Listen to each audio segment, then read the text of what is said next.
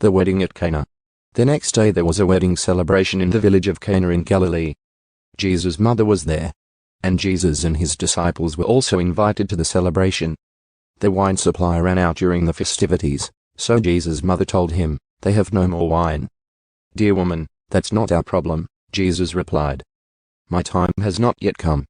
But his mother told the servants, "Do whatever he tells you." Standing nearby were 6 stone water jars, used for Jewish ceremonial washing. Each could hold 20 to 30 gallons. Jesus told the servants, "Fill the jars with water." When the jars had been filled, he said, "Now dip some out, and take it to the master of ceremonies." So the servants followed his instructions. When the master of ceremonies tasted the water that was now wine, not knowing where it had come from though, of course, the servants knew, he called the bridegroom over. "A host always serves the best wine first," he said. "Then, when everyone has his lot to drink, he brings out the less expensive wine. But you have kept the best until now." This miraculous sign at Cana in Galilee was the first time Jesus revealed his glory, and his disciples believed in him.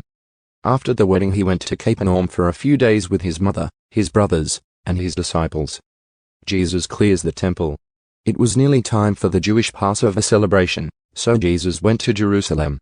In the temple area he saw merchants selling cattle, sheep, and doves for sacrifices. He also saw dealers at tables exchanging foreign money.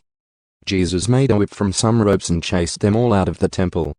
He drove out the sheep and cattle, scattered the money changers' coins over the floor, and turned over their tables. Then, going over to the people who sold doves, he told them, "Get these things out of here. Stop turning my Father's house into a marketplace." Then his disciples remembered this prophecy from the scriptures, "Passion for God's house will consume me." But the Jewish leaders demanded, "What are you doing? If God gave you authority to do this, show us a miraculous sign to prove it." "All right," Jesus replied. "Destroy this temple, and in 3 days I will raise it up." "What?" they exclaimed. "It has taken 46 years to build this temple, and you can rebuild it in 3 days?" But when Jesus said this temple, he meant his own body.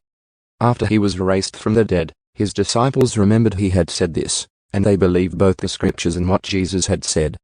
Jesus and Nicodemus. Because of the miraculous signs Jesus did in Jerusalem at the Passover celebration, many began to trust in him. But Jesus didn't trust them, because he knew all about people. No one needed to tell him about human nature, for he knew what was in each person's heart.